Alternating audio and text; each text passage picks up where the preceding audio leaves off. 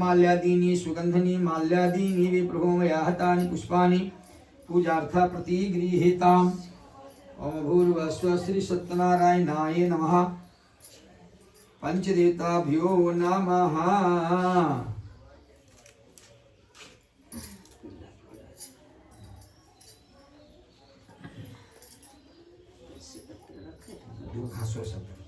ओम कांडात् कांडात् प्रवन्ति परसत्परि एवानो दुर्वेन प्रतेन सहस्रेण च दुर्वां पुराणु समर्पयामि। श्री सत्यनारायणाय नमः। पंचदेवताभ्यो नमः।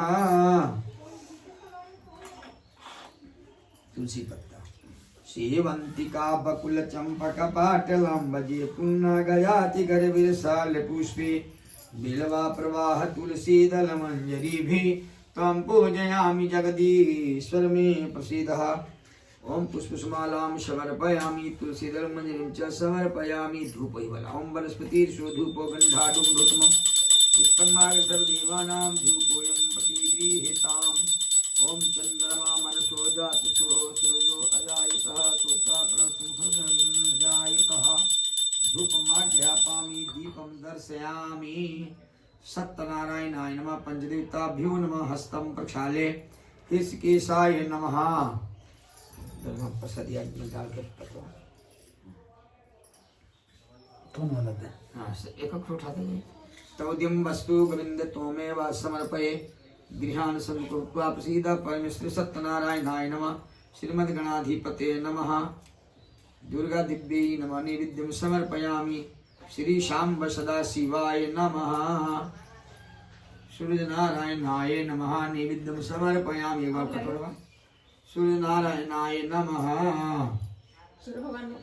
हाँ 5 बार आप जल छोड़ दो। ओम प्रणाय स्वाहा अपनाय स्वाहा उदानाय स्वाभ्यानाय समानाय स्वाहा। चूर्ण नाम डाल नैवेद्यम समर्पयामि। नैवेद्यान्ति आत्मन्यम समर्पयामि। वो केला गोटा चढ़ा दिए। ओम इदं फलं मया देवस्तापृष्टिर्मे एक चूर्ण चढ़ा ठाकुर। इदं फलं मया देवस्तापृष्टिर्मे सफला प्राप्ति भवे जन्मनि जब खड़ी तु फलानि समर्पयामि। श्री सत्यनारायणाय नमः। तो तुम दिए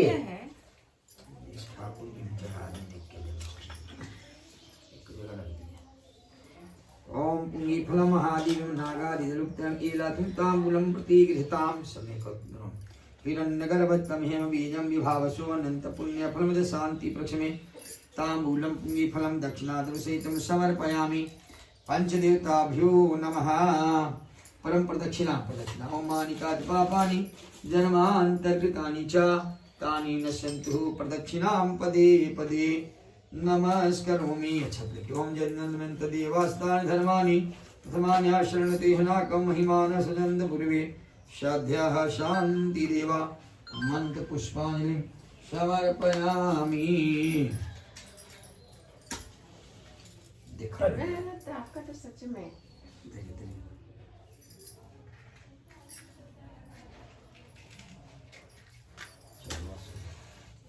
जहाँ पूजा की है।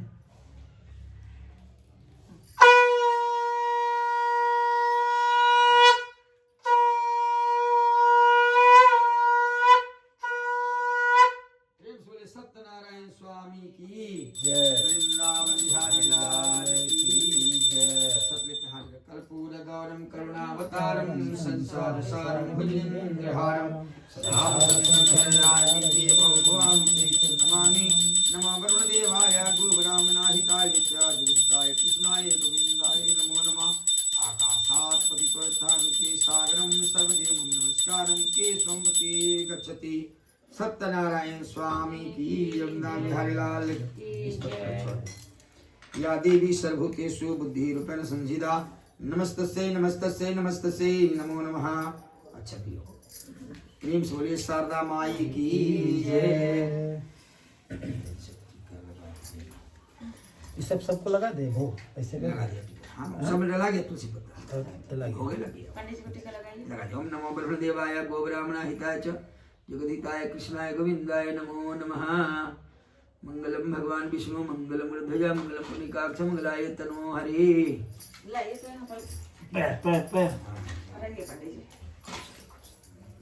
विष्णु मंगल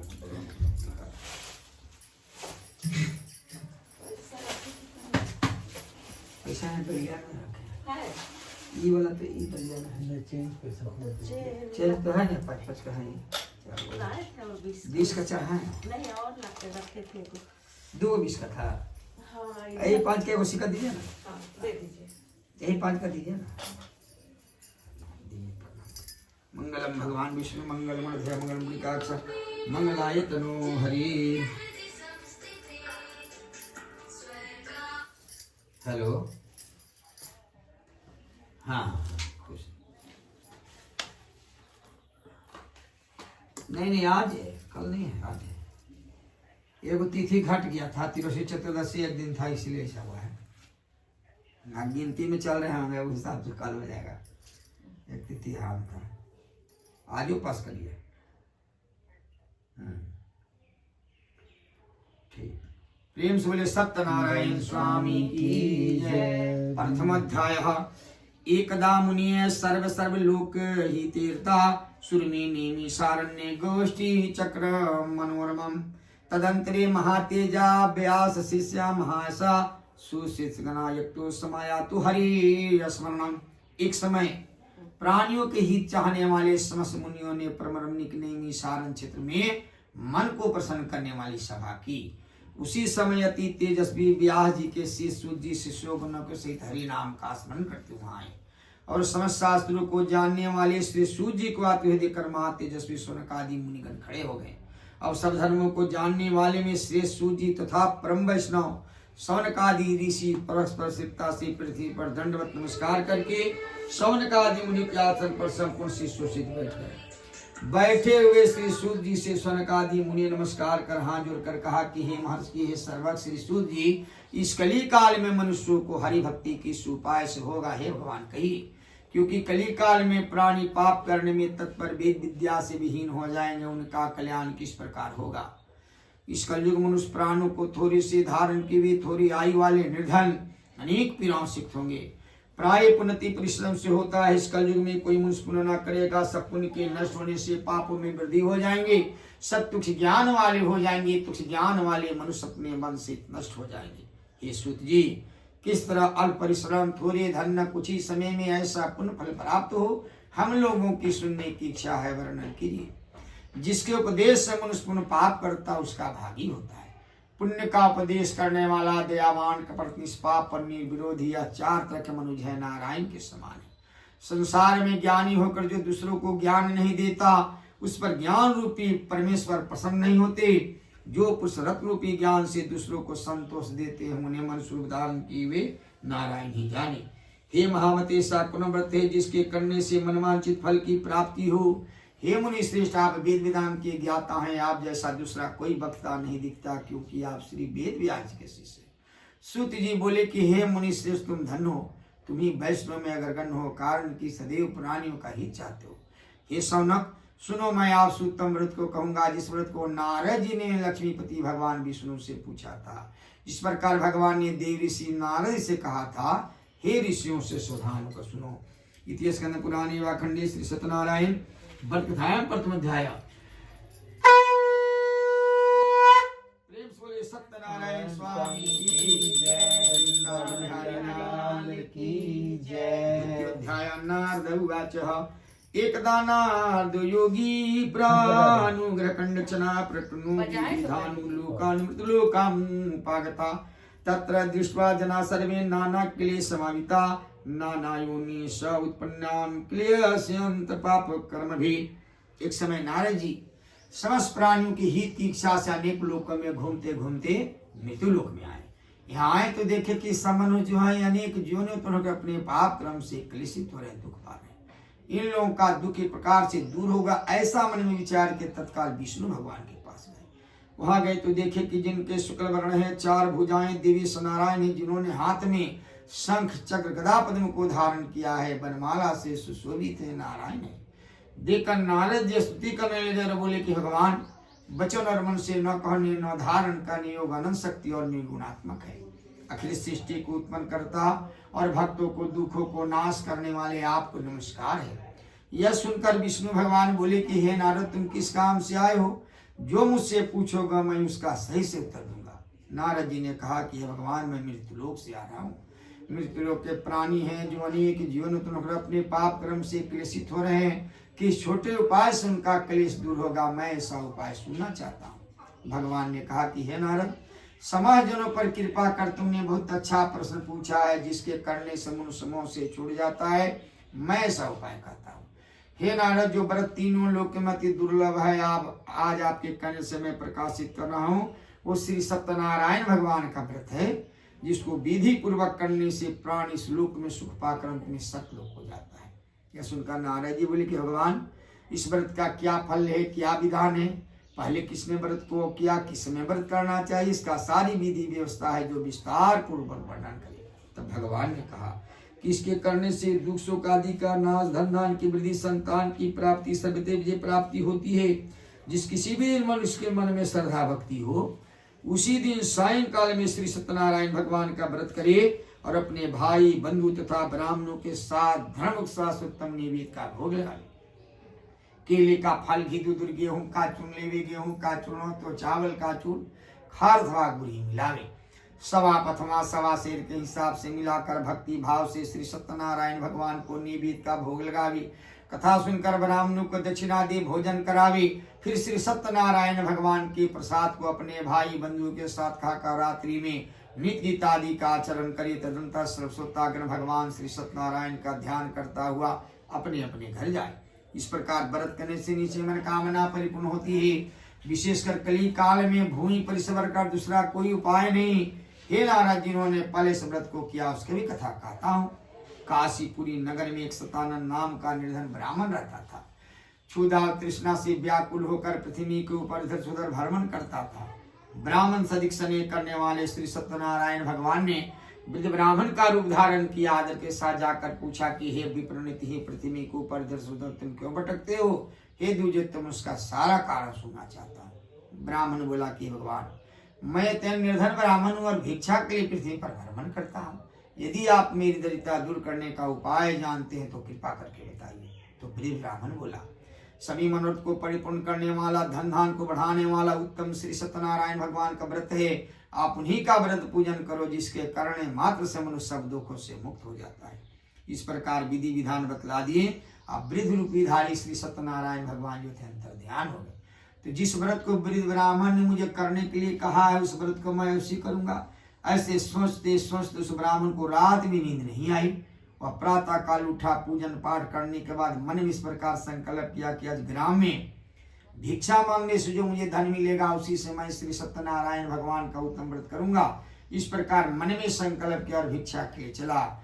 उस दिन उस ब्राह्मण को भिक्षा में बहुत से धन मिला, बहुत प्रसन्न हो गया। उस पैसे से पक्के केले का फल, घी, दूध, गेहूं का चुन लिया, सबको इकट्ठा किया, अपने घर गया। भाई बंधुओं को बुलाकर विधि विधान पूर्वक श्री सत्यनारायण भगवान का व्रत पूजन किया। उस व्रत के प्रभाव से सब दुखों से छूटकर सब संपत्ति सुख हो गया। व्रत के प्रभाव से सत्यानंद जो थे नगर भर में श्रेष्ठ माने जाने लगे। तभी से ब्राह्मण प्रत्येक महीना व्रत करने लगा। भगवान ने कहा कि सत्यानंद द्वारा किया हुआ श्री सत्यनारायण भगवान का व्रत पूजन है। इसको जानकर जो मनुष्य व्रत करता है, सब पापों से छूटकर मोक्ष को प्राप्त कर लेता है।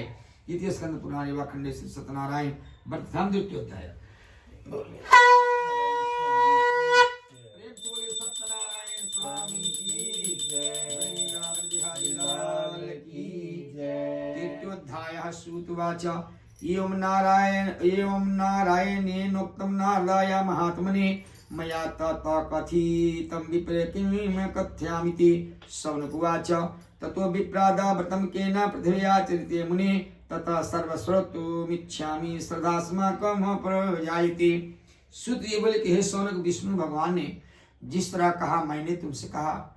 दूसरी बात जो पूछेगा मैं कहूंगा। शौनक जी बोले कि हे सूत, इस ब्राह्मण के बाद इस व्रत को किसने किया, ये सुनने के लिए हमारे मन में विशेष श्रद्धा है। तब सूत जी ने कहा कि हे मुनियों, जिसने पहले व्रत को किया उसकी भी कथा कहता हूँ। एक समय दिज्यानी ब्राह्मण निज धर्म अनुसार निज बांधव के साथ व्रत करने के लिए तैयार हुआ। व्रत कर रहा था, इतने में काश के तहीं लकड़हार आया। ब्राह्मण के मकान के बाहर लकड़िया रख दिया। ब्राह्मण के मकान के अंदर गया। प्यास से उसकी आत्मा व्याकुल हो रही थी, परंतु वहां श्री सत्यनारायण भगवान का व्रत होते देखकर नम्रता से हाथ जोड़कर जाकर कहने लगा कि आप मन में अत्यंत भक्ति होकर आप यह क्या करें, क्योंकि मुझे सुनने की इच्छा है। ब्राह्मण बोला कि सभी मनोरथ को परिपूर्ण करने वाला, धन धान को बढ़ाने वाला उत्तम ये श्री सत्यनारायण भगवान का व्रत है। जो मैंने यहाँ धन दान आदि देख रहे हो सब श्री सत्यनारायण भगवान की कृपा से इस व्रत के इसमें महिमा है। इस व्रत के बारे में जानकर लकड़हारा भी बहुत प्रसन्न हुआ। चरणामृत का प्रसाद ग्रहण करने के बाद मन में इस प्रकार विचार किया कि आज ग्राम में लकड़ी बेचने से जो मुझे धन मिलेगा उसी समय श्री सत्यनारायण भगवान का उत्तम व्रत करूंगा। इस प्रकार मन में संकल्प किया, अपने सिर पर लकड़ियां रखा। जहां बड़े बड़े धनवान लोग रहते थे ऐसे सुंदर नगर में गया। उस दिन लकड़ी बेचने से दुगना धन की प्राप्ति हुई, बहुत प्रसन्न हो गया। उस पैसे से पक्के केले का फल, गेहूं का चुन लिया, सबको इकट्ठा किया, अपने घर गया।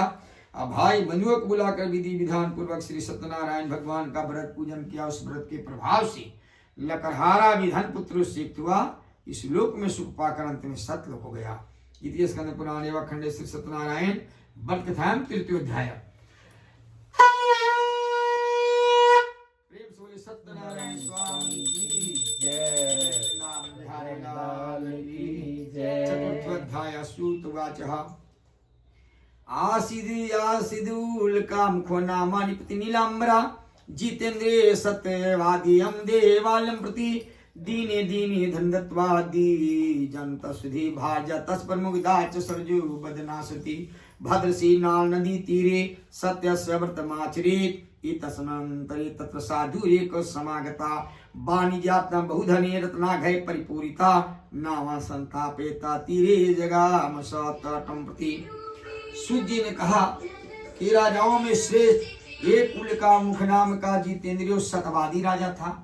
वह सदैव देव मंदिर में जाया करता था तथा ब्राह्मणों को दान देकर संतुष्ट किया करता था। उसकी स्त्री भी कमल के समान मुख वाली परमगदा पत्नी थी। अपनी स्त्री के साथ भद्रशिला नदी के तट पर श्री सत्यनारायण भगवान का व्रत करते थे। एक समय श्री सत्यनारायण भगवान का व्रत कर रहे थे, इतने साधु नामक वैस आया। व्यापार से धन से परिपूर्ण नाव को नदी के तीर पर लगा दिया। आप तट पर गए। राजा को व्रत करते हुए देखकर नम्रता से हाथ जोड़कर जाकर कहने लगे कि हे राजन, आप मन में अत्यंत भक्ति होकर आप यह क्या करें, क्योंकि मुझे सुनने की इच्छा है। राजा बोला कि हे साधु, मैं तुल्य तेजस्वी भगवान विष्णु का कुटुंबियों सहित पुत्र आदि की प्राप्ति की कामना से पूजन तथा व्रत कर रहा हूँ। राजा के मुख से प्रकार से वचन सुनकर वैश्य भी सम्मान पूर्वक कहा, हे राजन, इसका जो भी विधि विधान है मुझसे भी कहिए। मैं भी आपके कथा के अनुसार इस व्रत को करूंगा, क्योंकि मुझे कोई संतान नहीं है। इस व्रत के करने से निश्चय संतान की प्राप्ति होगी। इस प्रकार विधि विधान सुनने के बाद वैश्य व्यापार से निवृत्त हो गया, अपने घर गया। असंतान देने वाला वृतान जाकर अपनी स्त्री से कहा, जब मेरा संतान का जन्म होगा तो मैं भी श्री सत्यनारायण भगवान का उत्तम व्रत करूंगा। इस प्रकार वैश्य अपनी स्त्री से व्रत का संपूर्ण महात्म सुना दिया। भगवान श्री सत्यनारायण की कृपा से थोड़े ही समय में उसकी स्त्री लीलावती आनंद से गर्भवती, उसने 10वें मास में एक अति निर्मल कन्या को उत्पन्न किया। जैसे शुक्ल पक्ष में चंद्रमा की ज्योति बढ़ती है, उसी तरह कन्या प्रतिदिन वृद्धि को प्राप्त हुई। अपनी स्त्री के साथ साधु बनिए ने कन्या का जात कर्म किया। नित कला बढ़ने के कारण ब्राह्मण उस कन्या का नाम कलावती रखा। एक दिन लीलावती ने अपने स्वामी से मधुर वचन बोली कि हे स्वामी, आप व्रत का संकल्प कि उसे क्यों नहीं करते। वैश्य बोला कि हे प्रिंस, कन्या का विवाह करूंगा, उसी समय मैं श्री सत्यनारायण भगवान का उत्तम व्रत करूंगा। इस प्रकार वैश्य अपनी स्त्री को समझा दिया, व्यापार करने के लिए दूसरे नगर चला गया। इधर वह कन्या अपने पिता घर नित भरने लगी। एक दिन धर्मसाधु बनियों ने सखियों के साथ खेलती उस कन्या को विवाह का योग देखा।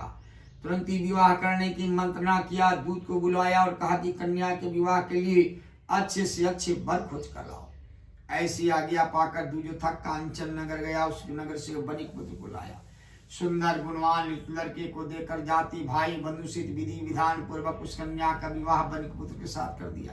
परंतु कन्या के विवाह में श्री सत्यनारायण भगवान का व्रत करना भूल गया। कन्या के विवाह में व्रत नहीं करने मात्र से श्री सत्यनारायण देव जो थे क्रोधित हो गए। कुछ दिन के बाद चतुर्साहकार व्यापार की इच्छा से अपने दामाद को लिया रतनपुर सार नगर में व्यापार करने के लिए चला। जब राजा चंद्रकेतु के रमणीय नगर में पहुंचा तो श्री सत्यनारायण भगवान ने साधु को भस्मदिया देकर श्राप दिया कि तेरे ऊपर बड़ा भारी दुख पड़ेगा। भगवान श्री सत्यनारायण की ही माया से राजा के धन को चोर चुरा कर वहीं लाया जहां दोनों ससुर दामाद ठहरे हुए थे। राजा के दूत आया तो देखा कि बैस के पास राजा का धन रखा हुआ है। इन दोनों को चोर समझकर प्रसन्नता से दौड़ते हुए राजा के सिर हो गया। कहा कि दो हम चोर पकड़ कर लाएं, देकर आज्ञा दीजिए। राजा देकर विचार से आज्ञा दे दिया। फिर उन्हें बांधकर बंदी खाने में बंद कर दिया गया। इतिहास के पुराने व खंडे श्री सत्यनारायण व्रत कथायाम चतुर्थ अध्याय। प्रेम से बोले सत्यनारायण स्वामी की जय। वृंदावन बिहारी लाल की जय। पंचमोऽध्यायः सूतुवाचः मया सतदेवस्य न श्रुतं च त्वयर्चया तस्वधनं यच्च गृहीतं चन्द्रकेतुना छापा च तर्वे गर्भे भार्या च वाति दुःखिता चोरेणापहतं सर्वा गृहेयच्च आदि व्याधि समायुक्ता क्षुतिपाशा समाकुला अनचिंता प्राभुत्वा भुवनां च गृहे गृहे। सूत जी बोले कि सतदेव भगवान जी की माया से चंद्रकेतु राजा ने उन दोनों बनियों को वचन को कुछ नहीं सुना। जितना धन था उसे सब ग्रहण किया। भगवान श्री सत्यनारायण के श्राप के कारण बैस के घर पत्नियां दामाद के घर प्रियांती बहुत दुखित हो गई।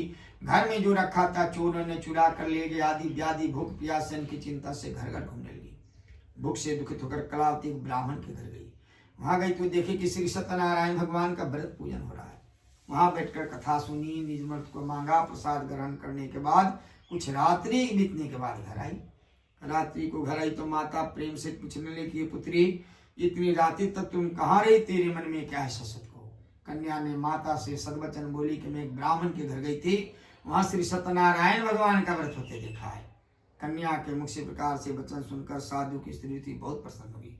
वो श्री सत्यनारायण भगवान का व्रत करने के लिए, पूजन करने के लिए तैयार हो गई और अपने भाई बंधुओं को बुलाकर विधि विधान पूर्वक श्री सत्यनारायण भगवान का व्रत पूजन किया। श्री सत्यनारायण स्वामी से त्रिभुवन मांगा, ये श्री सत्यनारायण स्वामी मेरे पति और दामाद के अपराध को क्षमा करें, क्योंकि क्षमा करने का योग्य है और शीघ्र चले आए।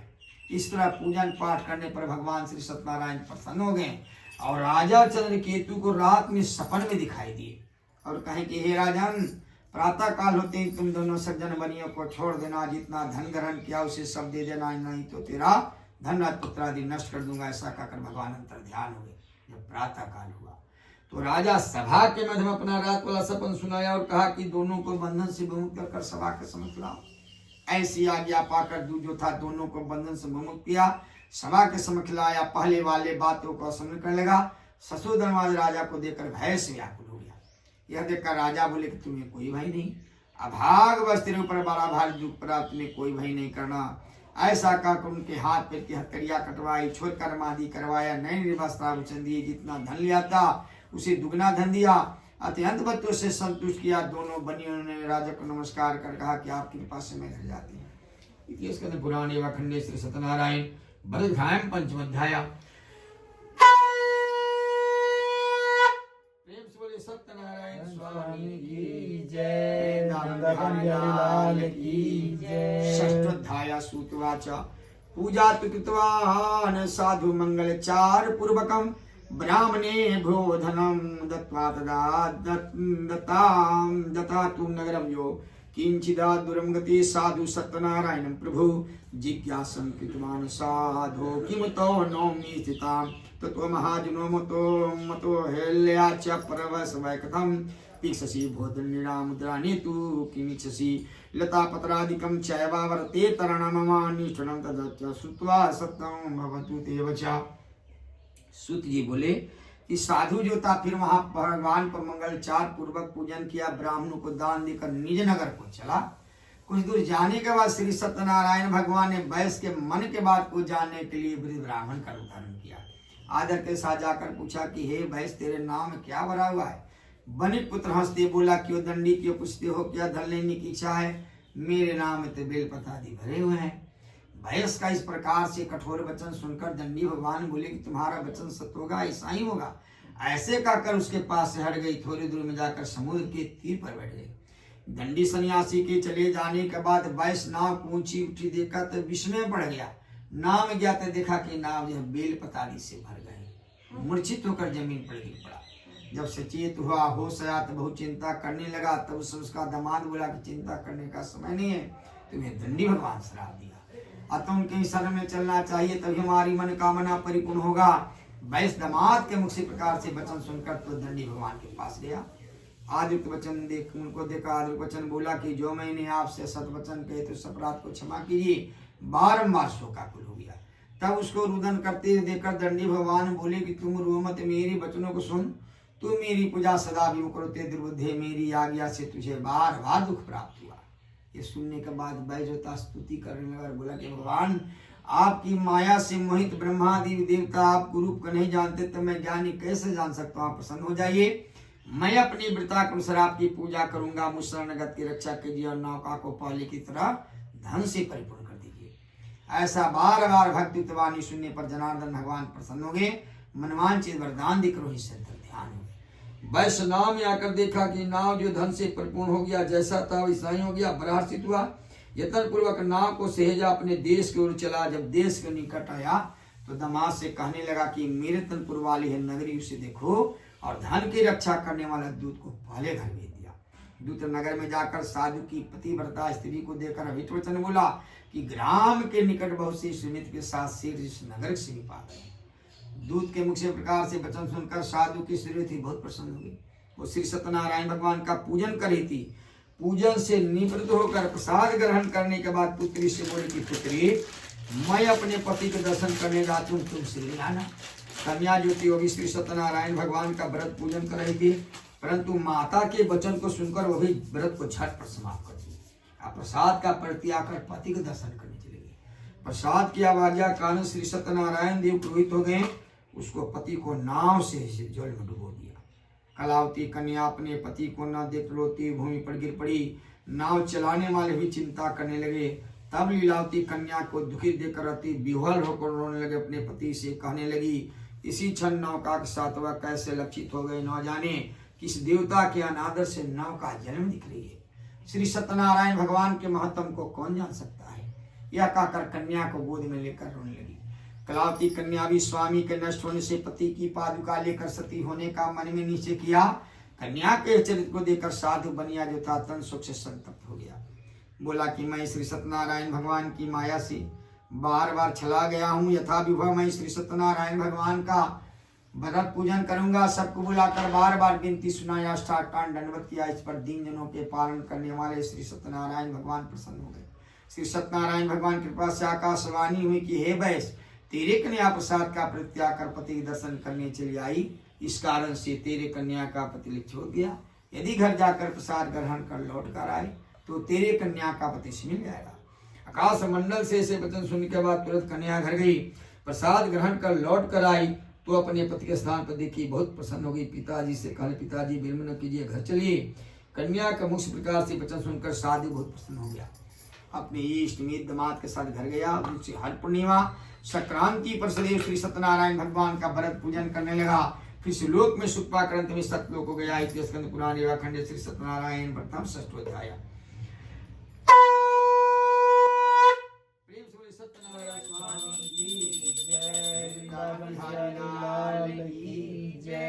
अच्छा काम नहीं होता है, टलाता है। टलते गया क्या चल बच्चा होगा तो करेंगे, संतान हो गया तो कहा ब्याह में करेंगे। विवाह में बोल गया उसको तो पत्नी ने की तो वहाँ तो छोड़वा दी कारागार से पूजा करके। यहाँ भी साधु के भेष बनाए तो बोले कि बेल पत्ता भरल है।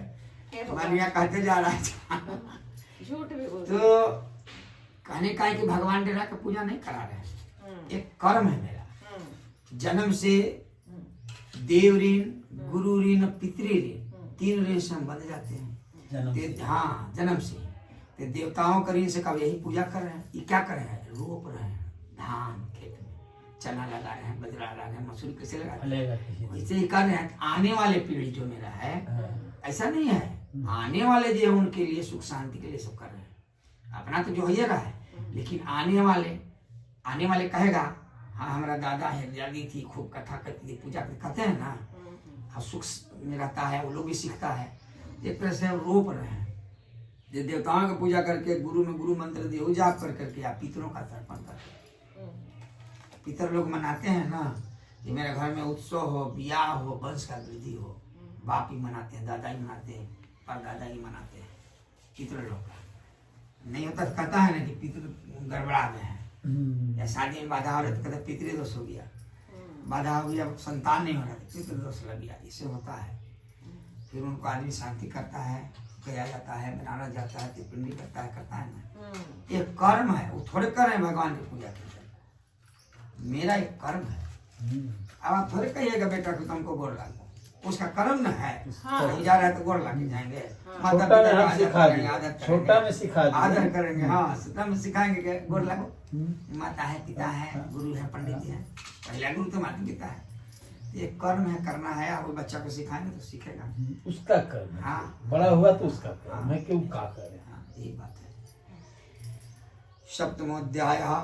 अब भगवान कहते कि हमको जैसे भजोगे वैसे भजन करेगा। जैसे मान ली कि 4 गो लड़का है, 3 गो खूब आपको सेवा कर रहा है, चाहे 3 गो नहीं करिए, वो खूब सेवा कर रहा है, बात मान रहा है।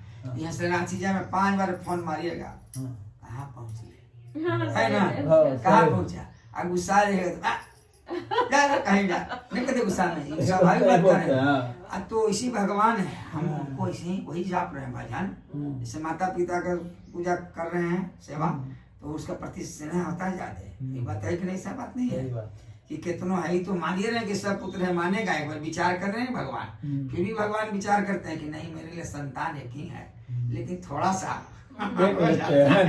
खिस्सा कहता है न कल से सब लिख दे, छटके का है फल नहीं खाता, ऐसा कहता है खिस में। तो भगवान से लेना है कैसे, तो वैसे लेना है, सेवा करके। सेवा करके वो अपने देंगे, किसी माध्यम से भेजेंगे।